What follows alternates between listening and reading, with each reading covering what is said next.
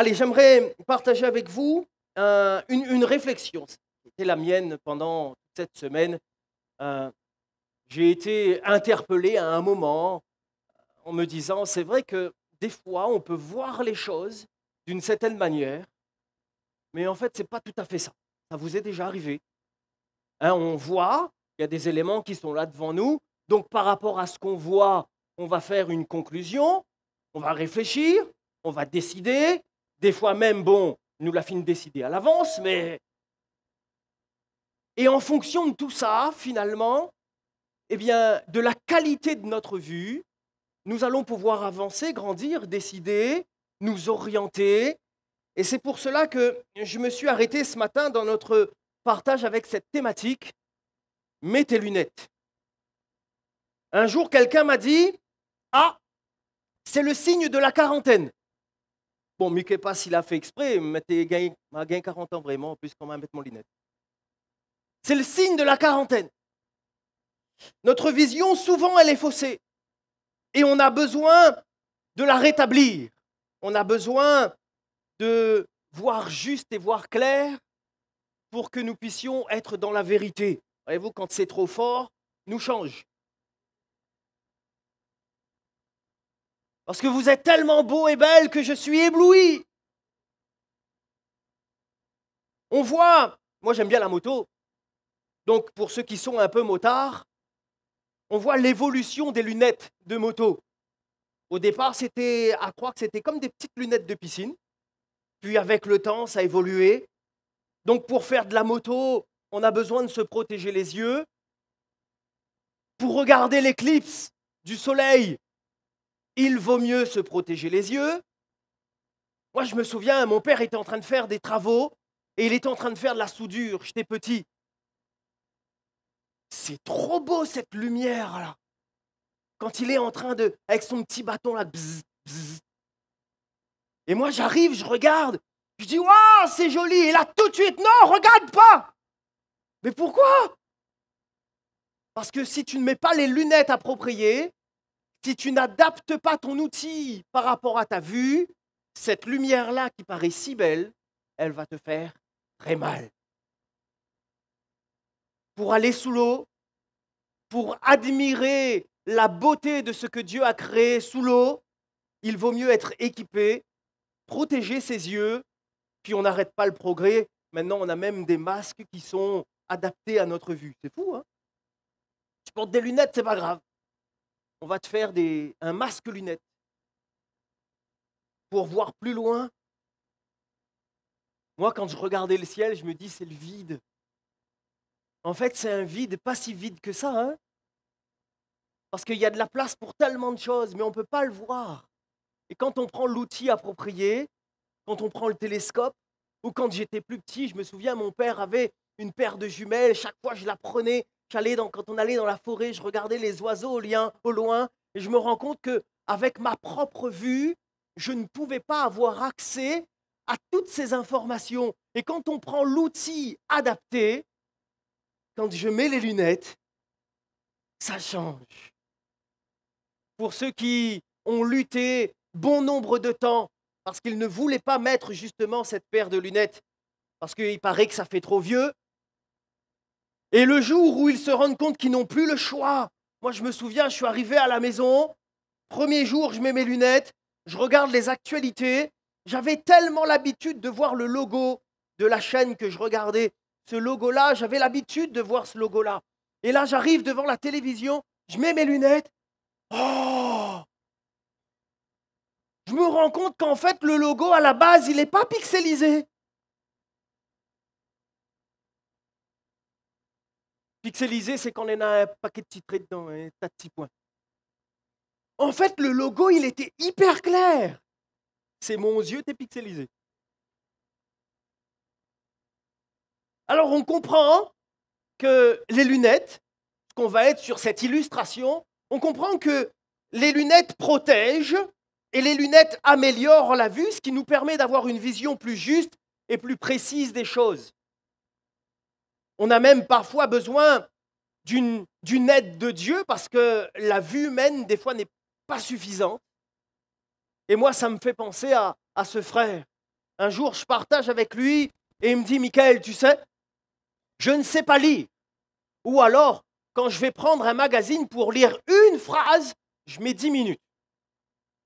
Je ne sais pas lire, je mets un temps énorme pour lire les mots. Mais je ne pourrais pas t'expliquer, quand je prends la Bible, j'arrive à lire. Le frère est encore vivant, hein. Ce n'est pas un témoignage qui date de 4000 ans. Hein. Quand je prends la Bible, j'arrive à lire. À croire que quand il met la parole, il y a des lunettes divines qui apparaissent sur ses yeux comme cela, et sa capacité à déchiffrer les mots dans ce livre divin sont rendus plus faciles. Nous pouvons donc dire que la vue, et on va dire plutôt qu'une bonne vue est primordiale et qu'elle vient impacter notre être. Cela a été dit ce matin et je bénis Dieu pour les dons spirituels puisque je pourrais prendre ces deux versets, Matthieu chapitre 6 à partir du verset 22, on pourrait le lire ensemble. Matthieu chapitre 6 à partir du verset 22 où il est dit « L'œil est la lampe du corps. Si ton œil est en bon état, tout ton corps sera éclairé. Mais si ton œil est en mauvais état, tout ton corps sera dans les ténèbres. Si donc la lumière qui est en toi est ténèbre, combien seront grandes ces ténèbres ?» On comprend que l'œil qui est la lampe du corps, et nous sommes sur la vision ce matin, sur le fait que nous avons bien souvent besoin d'une correction divine pour que notre vue soit juste. Nous voyons qu'il y a, c'est vrai, ces éléments qui dépendent de nous, mais il y a aussi ces éléments qui dépendent de Dieu. Nous avons besoin non pas de marcher par la vue, mais de marcher par la foi. Nous avons besoin d'aspirer à vivre cette vie de l'Esprit, parce que l'Esprit lui-même, qui connaît les pensées de Dieu, viendra interpeller nos cœurs et nourrir notre cœur quant à la volonté de Dieu. Matthieu 18, verset 9.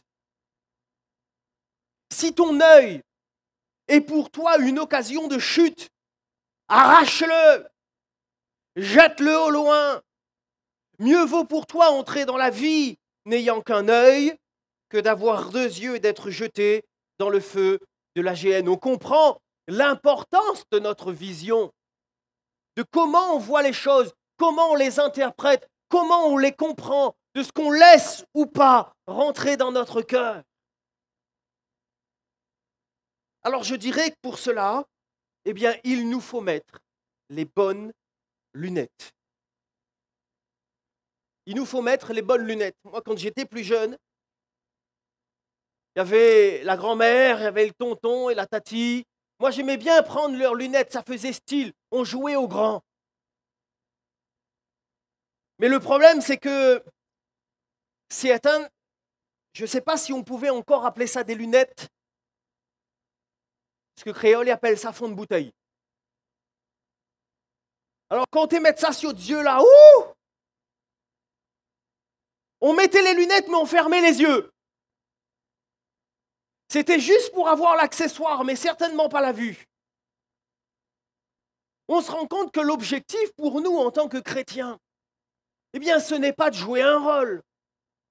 Ce n'est pas de faire style, de faire semblant. Parce que de toute façon, on le sait, Dieu connaît notre cœur. Il connaît nos pensées. Il connaît nos réflexions. Il sait ce qu'il y a au-dedans de nous. Il sait ce qu'on aime. Il sait ce qu'on n'aime pas. Il connaît même, et je me permets de le dire, les convoitises secrètes. Le Seigneur connaît.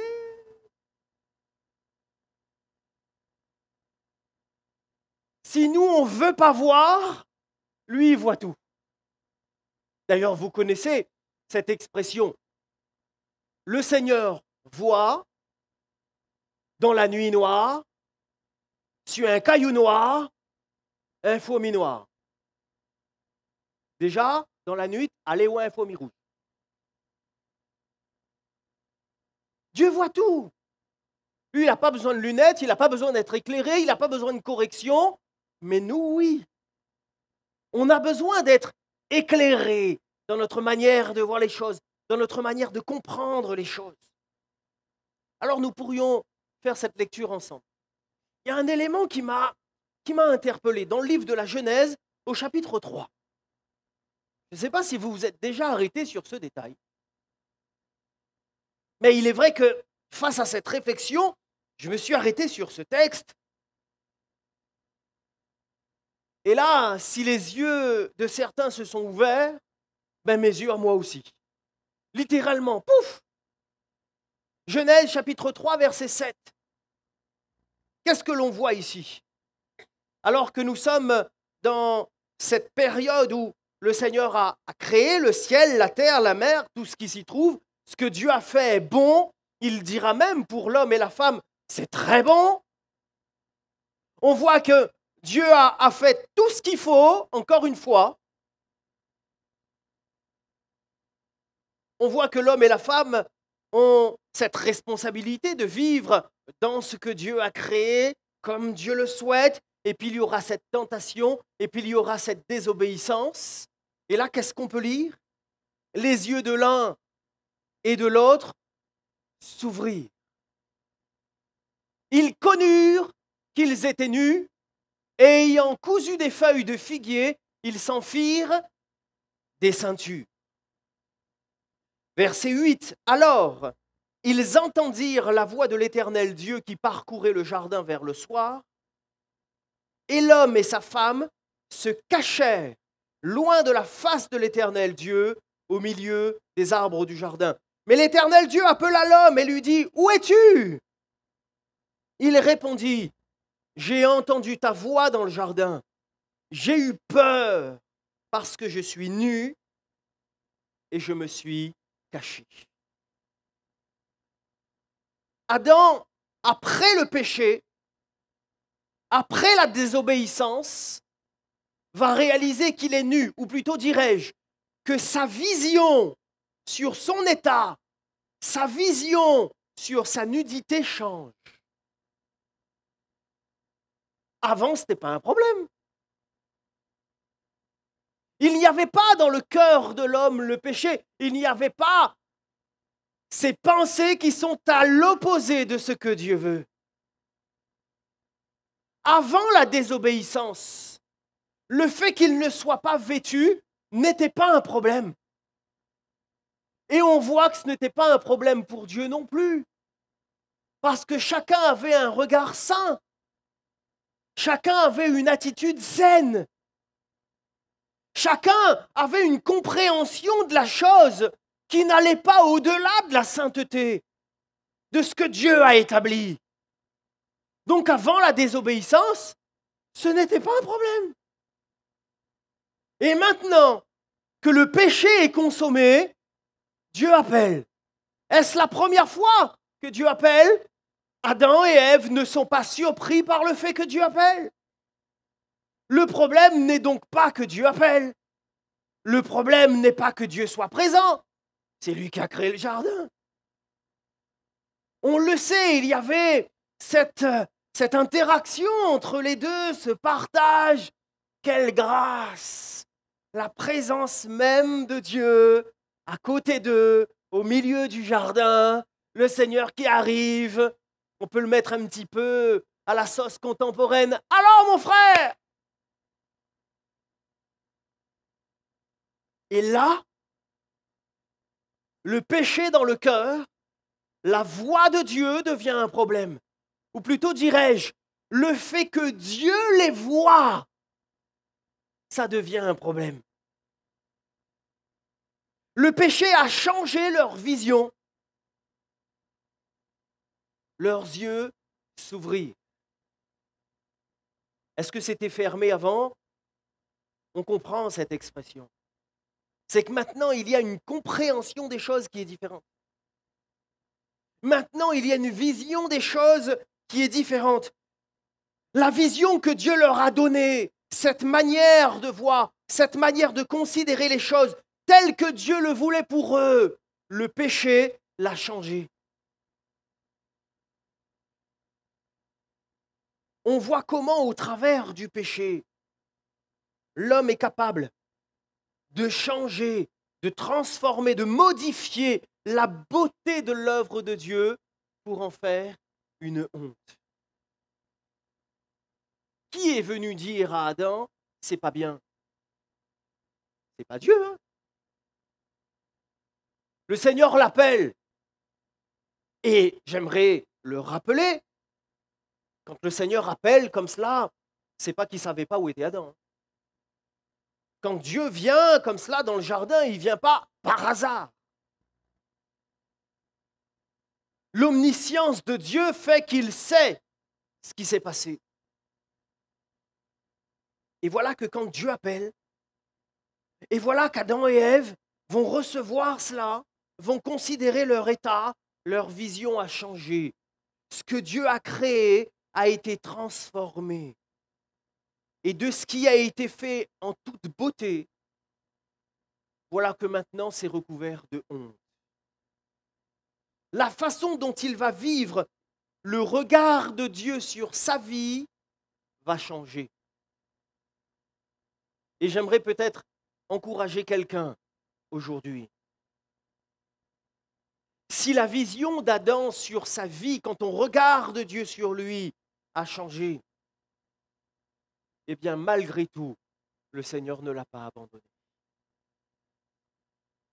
Et on voit que dès le départ, le Seigneur a commencé à montrer que pour régler le problème du péché, il fallait un sacrifice. Il fallait que le sang coule. Le premier sacrifice a été accompli puisqu'ils ont été revêtus d'une peau de bête. Le fait d'entendre la voix de Dieu va être pour lui une source de peur plutôt qu'une source de paix. C'est dramatique quand on en arrive à là. Le péché veut changer notre vision. Le péché veut changer notre compréhension. Et j'aimerais encourager l'Église, chacun d'entre nous, et moi aussi bien sûr. Il est important que nous puissions considérer que si par moment, puisque nous sommes encore dans cette imperfection terrestre, parce que si par moment ton pied a flanché, n'oublie pas que le regard de Dieu sur toi est un regard rempli d'amour. Et alors que le péché veut te donner une vision comme quoi Dieu a honte de toi, comme quoi Dieu va te juger, comme quoi Dieu veut te condamner maintenant, comme quoi tu es indigne de sa présence, j'aimerais juste te rappeler, oui, tu es indigne de sa présence. Moi aussi, chacun d'entre nous. Mais Dieu fait grâce. Il est rempli d'amour. Alors bien sûr, ne prenons pas son amour comme prétexte pour vivre n'importe comment. Ne prenons pas la liberté de Dieu comme prétexte pour agir n'importe comment. Mais nous le savons, il est miséricordieux. Et ses bontés se renouvellent chaque matin. Nous-mêmes, ne tombons pas dans ce piège, celui de laisser notre âme regarder comme elle le souhaite les choses sans laisser l'Esprit de Dieu nous donner les bonnes lunettes afin de pouvoir voir de manière juste, c'est-à-dire comme Dieu le veut. Parce que parfois, notre regard, il n'est pas tout à fait juste. Et pour que vous puissiez bien le comprendre, je vous vois d'une manière et je vous vois d'une autre. Il suffit d'un rien. Ça me fait penser un jour, on discutait sur les dons spirituels. On aura un jour, Dieu permettra que nous puissions aborder ce thème. Alors je discutais avec quelques personnes, quelques frères et sœurs sur les dons spirituels et il y a eu cette réflexion. Oui, mais des fois nous avons l'impression que c'est tout le temps les mêmes qui donnent les dons spirituels. Est-ce que vous avez aussi parfois cette impression? Réfléchis bien quand ça répond. Oui, nous avons l'impression que c'est tout le temps le même. Alors, j'aimerais peut-être apporter un détail. Mais alors, si c'est tout le temps le même, à cause ça vous fait pas? Parce qu'il est vrai qu'à ce moment-là, certains étaient prompts à juger. En gros, c'est pas normal. Le frère là, la sœur là, ben nous connaît. Tout le temps, c'est lui, ça donne don. Ben peut-être que le Seigneur utilise Ali parce que les autres ne font pas aux yeux. Et on se rend compte que finalement, parfois, juste notre manière d'appréhender les choses peut rapidement changer quand on veut et quand on accepte que le Seigneur nous permette de voir autrement. Paul dira qu'il nous faut nous revêtir du nouvel homme, mais nous dévêtir du vieil homme. Et c'est vrai que c'est délicat quand même. C'est délicat puisque chacun d'entre nous, on a une histoire. Si on prenait le temps de connaître un peu l'histoire de chacun, on se rendrait compte qu'il y a quand même une belle disparition dans tout ça. Disparité. Disparition. Vous avez le droit de me dire quand le mot n'est pas bon. Mais qu'est-ce qu'on voit? C'est finalement, je vais prendre mon exemple à moi. Moi, j'ai grandi dans un certain contexte, j'ai mon histoire, j'ai ces moments où c'était génial et j'ai ces moments où j'ai vécu de grandes souffrances. Il fallait combiner tout ça, une compréhension de la vie, une compréhension de la famille, une compréhension de l'amitié, une compréhension de la vie sentimentale, une compréhension de la vie professionnelle, un objectif pour demain. Le mien était quand même bien limité. Enfin bref. Mais quand on se convertit, eh bien, je rentre dans une nouvelle vie, mais c'est pas un cahier que je vais prendre et que je vais jeter. En fait, c'est une nouvelle page que j'ouvre dans le même cahier. Donc finalement, j'entre dans la vie spirituelle, mais avec tout ce qui est déjà en moi. Et il y a ensuite tout ce travail, mais disons aussi tout ce combat entre le vieil homme qui est déjà là, qui s'est déjà installé, qui a déjà fait la petite déco, qui a placé les meubles dans un certain sens. Et voilà que l'Esprit de Dieu vient remuer tout ça, il vient donner vie à mon esprit, et donc à l'intérieur de moi, eh bien, il y a comme un combat de place. Qui prend la place? La chair ou l'esprit? Cette part de moi, de la chair, a toujours été là, a toujours été construite comme cela. J'ai une vision de la femme qui est particulière. J'ai une vision, une compréhension de l'utilisation de l'argent. J'ai une vision et l'utilisation de mon propre corps.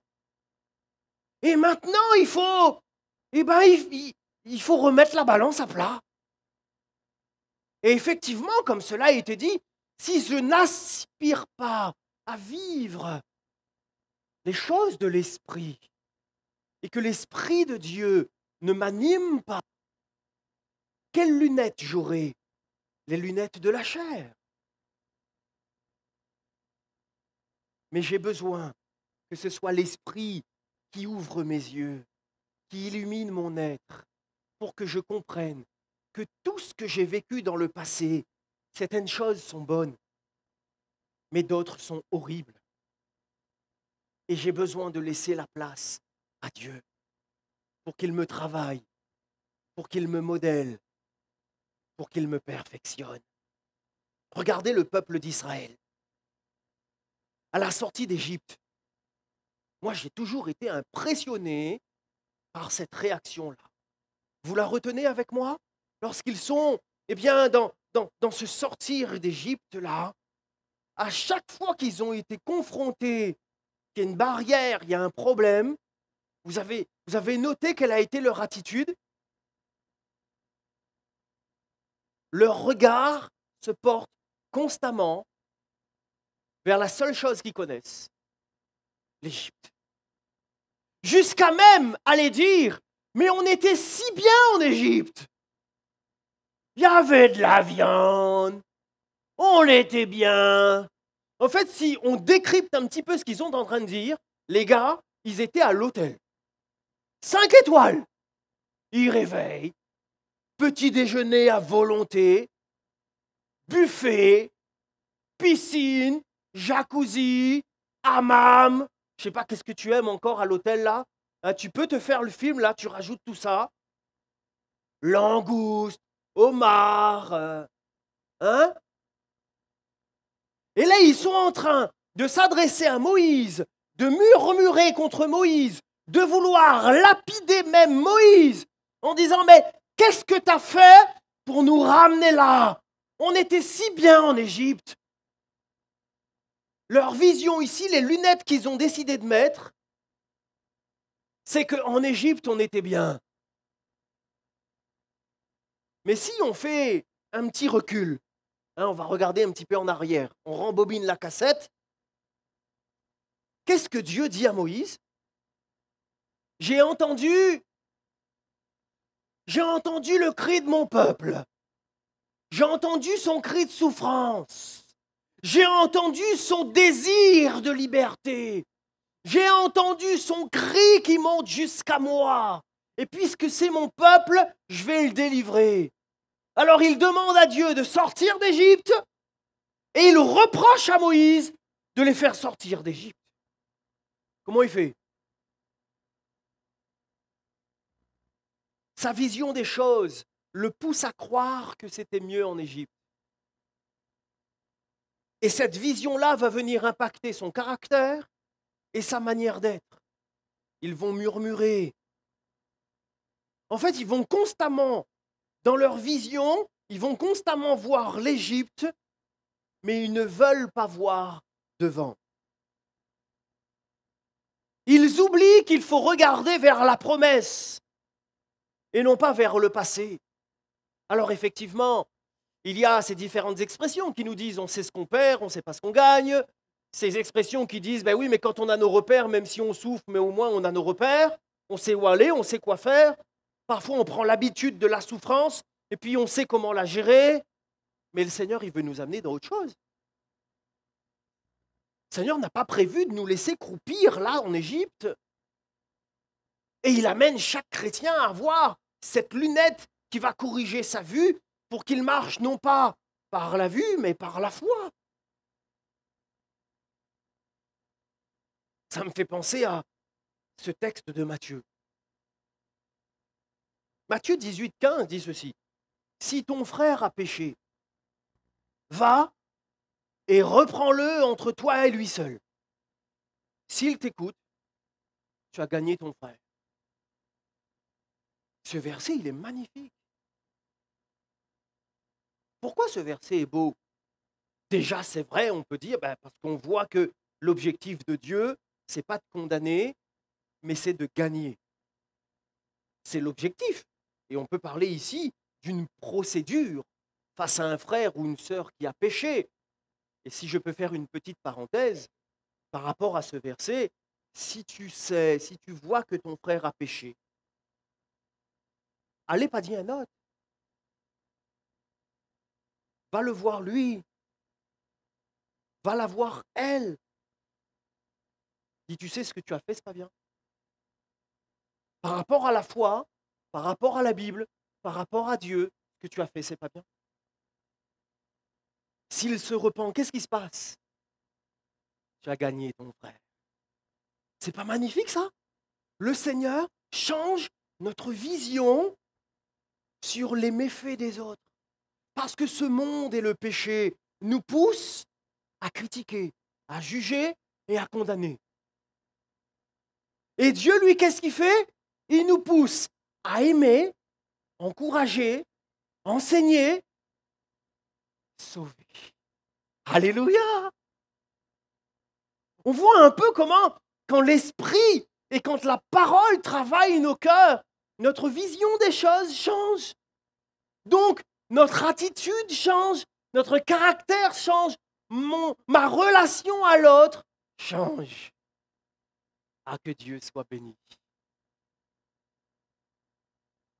Il est important que nous puissions mettre les bonnes lunettes pour que nous puissions voir clair. Parce que notre attitude peut créer des problèmes plutôt que des solutions. Et un jour, quelqu'un a dit ça, moi ça m'a interpellé, et j'essaye de le retenir pour ma vie. Ce que je veux, c'est être une partie de la solution, et non pas une partie du problème. Finalement, l'esprit veut travailler nos cœurs. nos pensées, notre être, notre vision, pour que constamment nous soyons une source de bénédiction et non pas une source de destruction. Un peu comme Jacques dira, ce petit, avec une petite flamme, une petite étincelle, on peut brûler des forêts entières. Et il n'est pas normal, pour reprendre le texte, frère, que de la même bouche sorte la bénédiction et la malédiction. Et alors que le péché a toujours poussé l'homme à mal parler, l'esprit pousse l'homme à bénir. Alléluia. On a besoin des lunettes du Seigneur. On a besoin que notre Dieu vienne changer notre vision des choses, mais sur tellement de choses, sur tellement de choses. Je parle pour moi, hein, et puis chacun est là et peut sonder sa propre vie. Moi, je parle pour moi, mais je sais que Dieu a besoin de me travailler encore sur tellement de détails. Parce que par moments, on ne s'en rend pas compte, mais eh bien, on va juger et jauger les choses avec un regard qui est purement charnel, alimenté par mon histoire, ma culture, ma tradition, là où je vis. Ça me fait penser quand on était à l'école biblique, moi j'aimais trop ça. Et ça, je pense que c'est l'un des éléments qui a commencé à ouvrir mes yeux. Quand on était à l'école biblique, on avait un culte tous les matins. Et je me suis rendu compte qu'en fonction de la région d'où l'on venait, parce qu'il y avait quand même des gens d'un peu partout, de la région d'où l'on venait, eh bien, on était assis à des endroits stratégiques dans la salle du culte. Je m'explique. Il y avait les métropolitains et disons aussi les Européens, habitués à la neige, au froid, etc. Eh bien, ils étaient assis, voilà, dans la partie centrale. Et là, on vit le culte. Et il n'y a pas de problème. Les Iliens, La Réunion, Martinique, etc. Où est-ce qu'on était assis, nous? De chaque côté. Pourquoi? Il y a le chauffage. C'est stratégique. Et tous ceux d'Afrique, ils étaient où? N'étaient pas assis, eux. Ils étaient debout, tout à l'arrière. C'est là où je me suis rendu compte d'une chose. C'est qu'on va vivre le culte avec ces deux éléments. Il y a tout ce qui est rattaché à ma propre vie et tout ce que l'Esprit veut me donner. Alors, nous avions, eh bien, assis, que ce soit au centre ou sur les ailes, ceux qui vivaient et avaient l'habitude de vivre leur culte d'une manière un peu plus, comment pourrais-je dire, parce que c'est pas une mauvaise chose, donc on va dire un peu plus immobile. Et on avait les Africains au fond qui étaient tout le temps en train de danser pendant que les chants se faisaient. Mais comprenez bien dans leur attitude, pour eux c'est normal, parce qu'ils ont grandi avec cette habitude. Et que ce mouvement de leur corps n'était absolument pas déplacé et irrespectueux, mais c'était leur manière à eux d'exprimer leur joie. Ce qui fait que si je garde les lunettes île de la Réunion, eh bien, garde moi ça. Gagne pas six, quoi.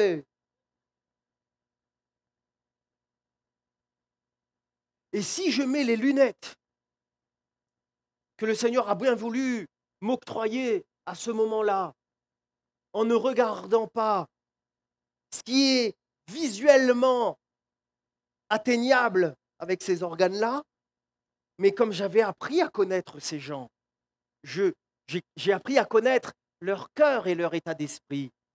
C'est là où j'ai réalisé qu'en fait, pour eux, si certains levaient la main, c'est donner gloire à Dieu.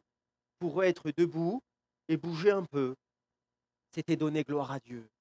Et dans les deux cas, il y avait cette volonté d'honorer le Créateur. Mais des fois, c'est vrai que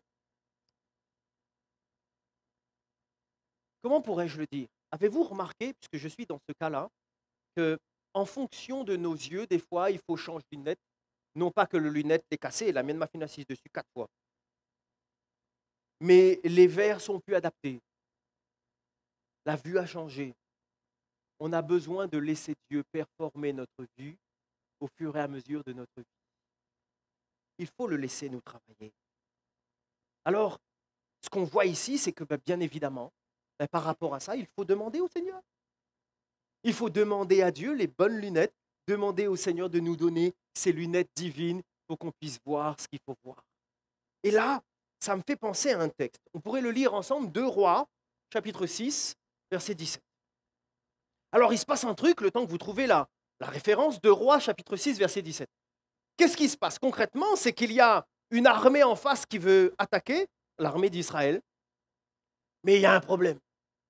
À chaque fois que cette armée en face veut se déplacer pour aller attaquer Israël, eh bien voilà qu'il y a un prophète, Élisée, il va voir le roi d'Israël et lui dit, il ne faut pas passer par là, parce que les ennemis vont arriver, donc il faut changer de route. Le roi d'Israël, il dit quoi? Il va envoyer quelques guetteurs pour voir si c'est vrai. Et à chaque fois, t'es bon. Alors le roi ennemi en face, il dit, mais c'est pas possible. Il convoque ses conseillers, il convoque ses généraux, il dit, mais est-ce qu'un jour, quelqu'un va me dire quand même qui nous trahit? C'est pas possible. Et il y en a un qui ose prendre la parole. Roi, c'est pas qu'il y a un traître parmi nous, mais c'est eux là-bas. Ils ont Élisée. Ce que tu dis, toi, tout seul, dans ta chambre à coucher, nous, on ne connaît pas, lui, il connaît, et il raconte tout. Et à chaque fois qu'on veut faire un truc, il est au courant. Il se passe quelque chose d'incroyable. Alors, ce roi, il s'énerve. Eh bien, on va aller le choper, Élisée. On va le faire rester tranquille. Hein, comme dit Créole, maman t'a dit qu'elle boit m'échauffe. Daï poilé. Alors, ils arrivent. Ils viennent entourer ce lieu où était Élisée et son serviteur. Et là, le serviteur, il se lève de bon matin. Ah! Fichu mamaille! Alors il appelle Élisée. Comment on va faire? Quelle est cette prière d'Élisée? On peut le lire ensemble. Éternel, ouvre ses yeux pour qu'il voie. Et l'Éternel ouvrit les yeux du serviteur qui vit la montagne pleine de chevaux et de chars, de feu autour d'Élisée. Quand le serviteur sort, l'armée de Dieu est déjà présente, mais il ne la voit pas. Le seul moyen de voir les choses de Dieu, je me permettrai de prendre cette illustration, c'est en mettant les lunettes que Dieu veut nous donner. On ne peut pas voir les choses de l'esprit avec une vue charnelle. Il nous faut avoir la vision de l'esprit pour voir les choses de l'esprit. Élisée voit que Dieu est là. Élisée ne s'inquiète pas. Le serviteur ne voit pas que Dieu est là. Le serviteur s'inquiète. Parce qu'il voit, il va être dans une terreur monstre. Puis lorsque ses yeux s'ouvrent, il va être tranquillisé. Parce que ceux qui sont avec nous, dira l'homme de Dieu, sont plus nombreux que ceux qui sont avec eux. Et c'est exactement la même chose pour nous encore aujourd'hui. Parce que si Dieu est avec nous, qui sera contre nous? C'est-à-dire, qui peut lutter contre celui qui nous accompagne? Il peut arriver avec toute son armée, et aussi nombreuse soit-elle cette armée ennemie.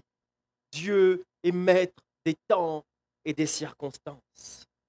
Le serviteur, lorsqu'il voit l'ennemi arriver, cette armée si nombreuse, il est envahi de frayeur. Mais lorsque ses yeux vont s'ouvrir,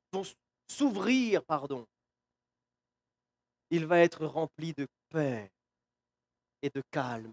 Nous avons besoin que le Seigneur nous donne de voir les choses.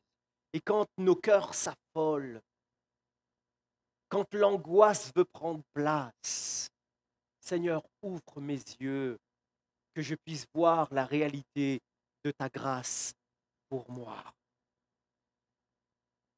Un homme a dit un jour, et nous pourrions poser cette question, qui a dit ça? Mon oreille avait entendu parler de toi, mais maintenant, mon œil t'a vu. Job. Job est resté fidèle au Seigneur. Mais à la fin, il a pu dire qu'au-delà de ce que j'ai pu entendre, mon entendement a grandi parce que tu m'as fait voir. Regardez la veuve de Sarepta. Alors, Élie, il quitte ce lieu où le Seigneur l'amène quand même dans un lieu désert près du torrent de Kérit. Il y a des corbeaux qui viennent le nourrir, c'est incroyable, etc. Et le Seigneur lui dit, lève-toi, va à Sarepta, parce que j'ai déjà ordonné à une veuve de te nourrir. Alors c'est très paradoxal, parce qu'on sait qu'à l'époque, la veuve, de manière générale, elle n'a pas de revenus. À cause du fait qu'elle est veuve, elle se retrouve sans rien. Et en fait, c'est quelqu'un qui n'a rien qui va te donner tout. C'est particulier déjà comme plan que Dieu propose à Élie. Cette veuve a donc déjà reçu la parole de Dieu, puisqu'il est dit, j'ai ordonné à une veuve de te nourrir. Le Seigneur a donc déjà parlé, le Seigneur a donc déjà donné son plan, comment il va faire les choses. Cette veuve a déjà reçu une parole de Dieu, et pourtant, lorsque Élie lui demande à manger, eh bien, elle donne sa vision des choses. Voilà quelles sont les lunettes qu'elle a décidé mettre. 1 Roi 17, 12, l'Éternel ton Dieu est vivant, je n'ai rien de cuit, je n'ai qu'une poignée de farine dans un pot et un peu d'huile dans une cruche. Et voici, je ramasse 2 morceaux de bois, puis je rentrerai, je préparerai cela pour moi et pour mon fils, nous mangerons, après quoi nous mourrons. C'est une vision de la vie qui n'est pas très réjouissante. Pourtant, lorsque je remonte le verset juste avant, verset 12, non, le verset 9, pardon, j'y ai ordonné à une femme de te nourrir. Et c'est comme si qu'il y avait une contradiction entre les deux. Parce que malgré le fait qu'elle ait reçu une parole de Dieu, c'est comme si que sa vue n'était pas encore illuminée. Elle ne voit que sa situation. Elle ne voit que ses restrictions. Et sa vision de l'avenir est sombre. En fait, elle dresse une constatation humaine. Il reste une dose, je fais cuire la dose, donc il n'y a plus de dose, donc on va mourir. Ce qu'elle dit est juste. Mais ce qu'elle dit ne rentre pas dans ce que Dieu a dit. J'ai ordonné à une veuve de te nourrir. Elle a besoin d'être éclairée sur la volonté de Dieu pour elle. Versets 13 et 14, Élie lui dit, ne crains point, rentre, fais comme tu as dit, seulement prépare-moi d'abord avec cela un petit gâteau, et tu me l'apporteras. Tu en feras ensuite pour toi et pour ton fils, car ainsi parle l'Éternel, le Dieu d'Israël, la farine qui est dans le pot ne manquera point, et l'huile qui est dans la cruche ne diminuera point, jusqu'au jour où l'Éternel fera tomber de la pluie sur la face du sol. Comme si qu'ici il y avait un rappel de la volonté de Dieu. Les paroles d'Élie ici viennent rappeler cet ordre de Dieu, les ordonnances du Seigneur, cette vision de Dieu.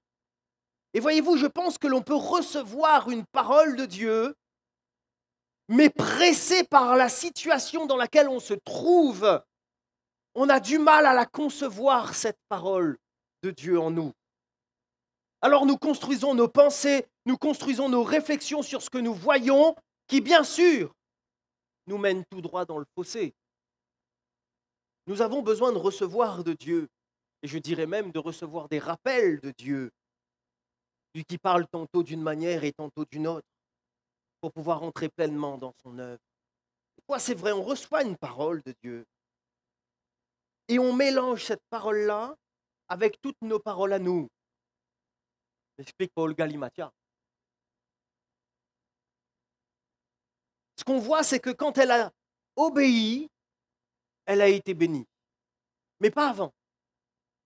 D'abord l'obéissance. D'abord la soumission à la vision et à la volonté de Dieu. Et ensuite la bénédiction. Donc versets 15 et 16, elle alla. Et elle fit selon la parole d'Élie. Soumission, obéissance, engagement. Pendant longtemps, elle eut de quoi manger, elle et sa famille, aussi bien qu'Élie. La farine était dans le pot, qui était dans le pot ne manqua point, et l'huile qui était dans la cruche ne diminua point, selon la parole que l'Éternel avait prononcée par Élie. Et ainsi, nous pouvons rappeler ce que l'on a déjà dit et ce que le don spirituel a précisé encore pour nous ce matin. 2 Corinthiens chapitre 5, verset 7. Nous marchons par la foi et non par la vue.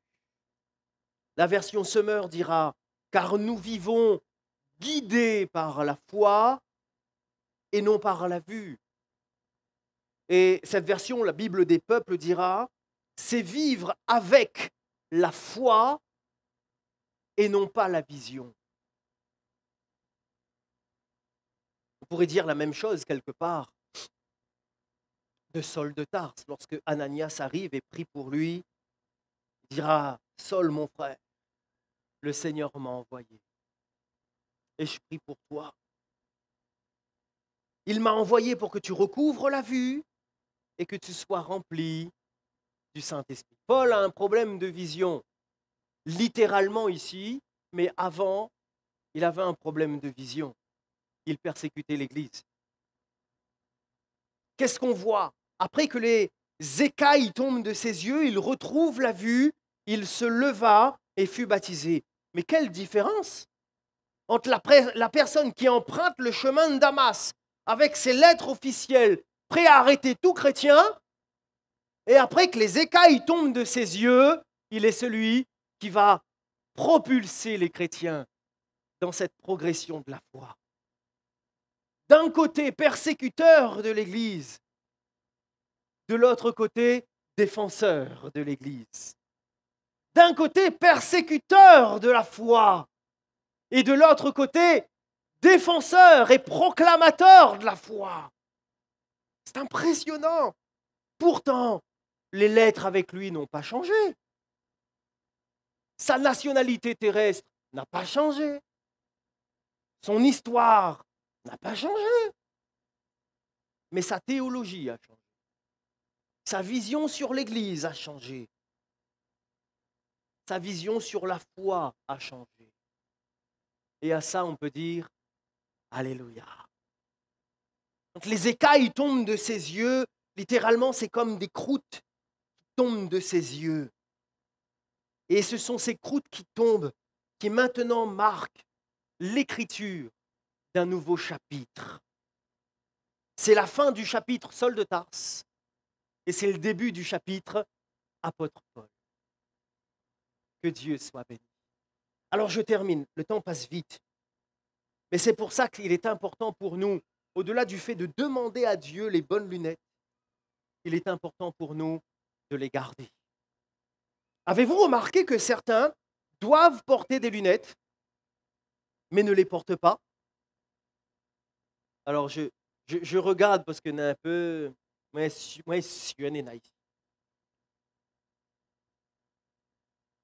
parfois même, le lunette est dans le sac. Et ils ne mettent pas. Il nous faut demander à Dieu une bonne vision des choses.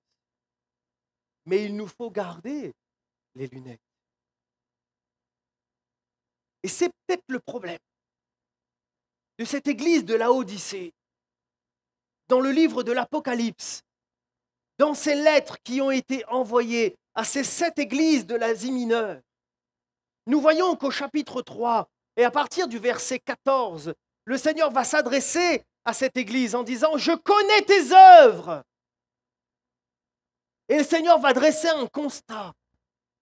On a ici un constat de la société de cette ville, de la vie économique de cette ville, du potentiel géographique de cette ville, avec cette laine noire qui leur permettait de pouvoir confectionner des vêtements d'une qualité hors pair. Et donc ils étaient revêtus bien souvent d'une tunique, avec cette laine d'une très haute qualité, mais d'une couleur toute noire. Il y avait ce collier qui était fabriqué dans cette ville, parce que cette région était connue pour cette capacité médicinale, avec notamment la confection de ce collier où les gens venaient de toutes parts pour pouvoir en acheter, pour pouvoir se soigner. Il y avait ces eaux qui étaient acheminées, ces eaux chaudes qui étaient acheminées vers la ville. Et lorsque ces eaux arrivent jusqu'à la ville, ces eaux ne sont plus chaudes, mais elles n'ont pas eu le temps d'être froides. Donc les eaux de la canalisation sont tièdes. On comprend ici ce que Dieu veut dire à l'Église. Et il dira, eh bien, je te conseille d'acheter de moi de l'or éprouvé par le feu, afin que tu deviennes riche. Cette ville-là, elle était tellement riche qu'à un moment, il y a eu un séisme qui a quasiment tout détruit de cette ville. Elle avait tellement de richesses qu'elle a refusé l'aide de l'empereur. Elle s'est reconstruite par elle-même. Et le Seigneur est en train de dire à cette ville immensément riche, achète de moi de l'or éprouvé pour que tu sois riche. En fait, toute cette richesse que tu possèdes, c'est pas ça la richesse. C'est ce que moi je te donnerai. Ça, c'est la vraie richesse. Le Seigneur est en train d'ouvrir les yeux de ce peuple en lui disant, mais, eh bien, achète de moi des vêtements blancs pour que tu sois vêtu et que la honte de ta nudité ne paraisse pas. Toi, quand tu te regardes, et le Seigneur, il parle à cette ville, toi, quand tu te regardes avec ta laine noire, oh, c'est sûr, lorsque le monde regarde, lorsque les hommes regardent, mais le Seigneur est en train de dire, tu crois que tu es habillé, mais tu es nu. Et tu as besoin d'être habillé par le Seigneur pour que tu sois protégé de cette honte de la nudité. Le Seigneur dira, achète de moi un collier pour oindre tes yeux afin que tu vois. Cette ville qui vend au monde entier, disons, ce collier pour soigner les yeux, elle-même est aveugle. Elle-même est aveugle. Kalao, ce terme grec, pour coller, lier, cimenter. En gros, c'est quand les deux paupières restent collés. Et colurium, ce collier, ce mot est utilisé que dans cet endroit-là. Cette préparation composée de produits divers est utilisée comme remède pour les paupières collées. Et le Seigneur est en train de dire, toi, tu as un remède pour les paupières collées. Tu n'as pas le bon remède. Tu as besoin du collier divin. Mets les bonnes lunettes pour que tu puisses voir clair. Le commentaire du disciple dira ceci. Les chrétiens ont été exhortés à oindre leurs yeux avec un collier, c'est-à-dire acquérir une vision spirituelle juste grâce à l'illumination du Saint-Esprit.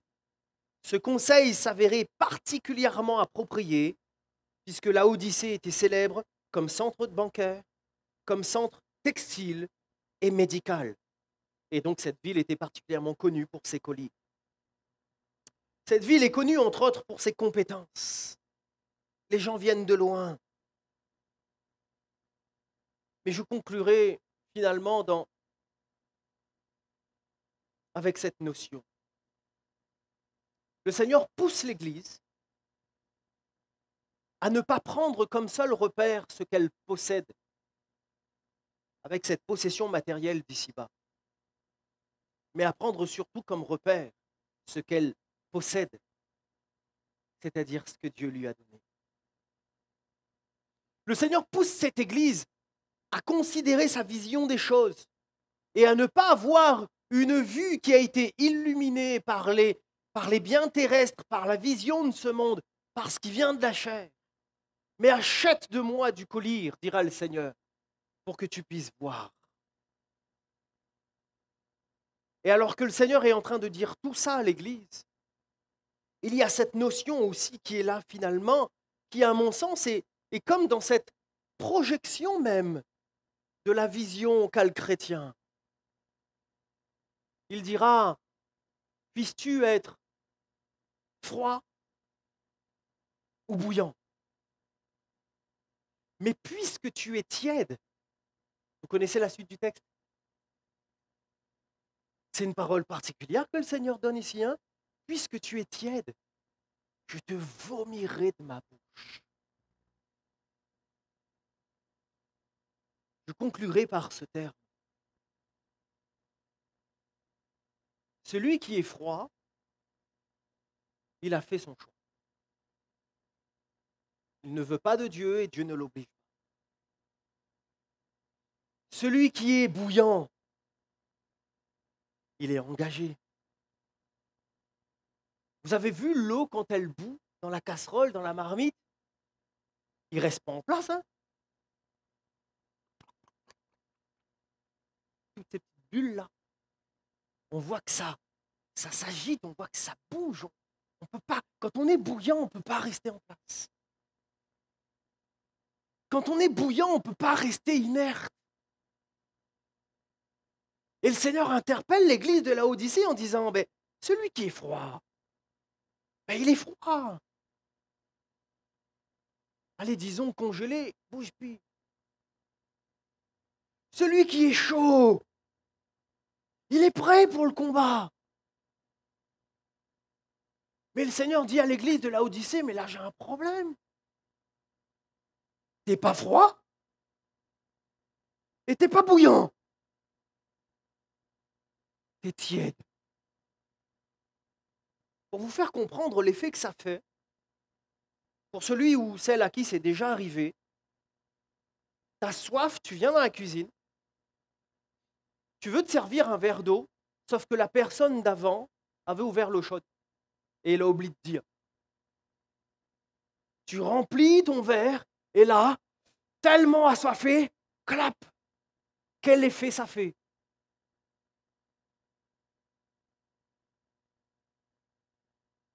Et là, je me suis dit, Seigneur, moi je ne veux pas être comme ça. Que par où? Chacun de répondre, hein? Et je dis, Seigneur, moi je ne veux pas être comme ça. Imagine ma prière qui monte à Dieu et le seul effet, c'est... Imagine ma présence parce que je veux venir, entre guillemets, si je suis tiède, hein, et j'expliquerai. Le seul effet, c'est... Ah, Seigneur, moi je ne veux pas être comme ça.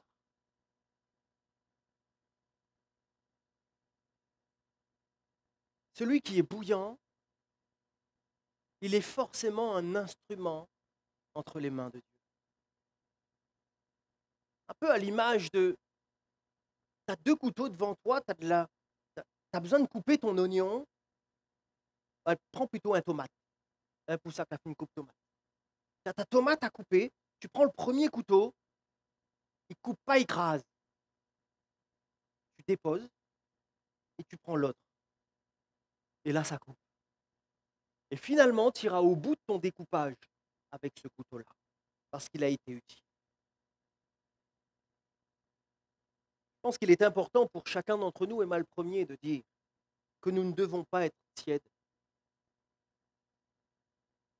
Nous ne devons pas être comme cette eau chaude qui a été acheminée. Elle est bouillante là. Elle circule dans ce chemin qui a été préparé pour cela. Et arriver à son utilisation, c'est plus désagréable qu'autre chose. C'est pas froid, ça désaltère pas. C'est pas chaud, tu peux même pas faire une infusion. Tu fais quoi avec un peu de l'eau tiède? À part réchauffer ou laisser frédir, quoi il fait avec? La Odyssée avait besoin d'entendre cela. Je pense qu'il est important que nous ne soyons pas en retrait de l'œuvre. mais que nous soyons pleinement engagés dans l'œuvre de Dieu. Qu'en pensez-vous? Je pense vraiment que c'est important que nous puissions sans cesse nous remettre en question et de nous dire, mais est-ce que ma manière de voir les choses, elle est bonne? Moi, ça me fait penser, un jour je discutais avec une personne d'un certain âge, je crois que ce discours peut être tenu aussi par certains qui sont plus jeunes, mais cette personne me disait, moi, elle est née comme âme à mort.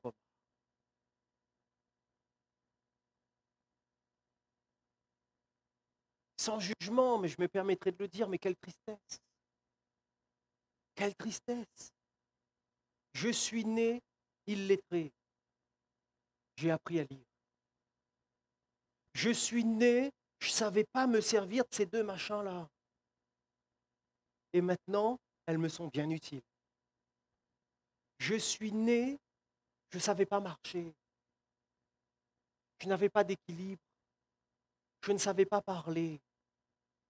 Et on peut reprendre encore un paquet d'exemples. Bien sûr que nous sommes nés dans un contexte, d'une certaine manière, dans une histoire, mais on ne choisit pas son lieu de naissance. On ne choisit pas la famille dans laquelle on est, mais on peut choisir son espérance. On peut choisir pour son avenir. On peut choisir pour son évolution. Moi, les nés comme âme, à mort comme âme, c'est refuser que Dieu me rende meilleur. Parce que où on en connaîtra les trucs pour faire.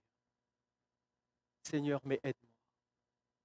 Et on pourrait le dire, Seigneur, aide-nous.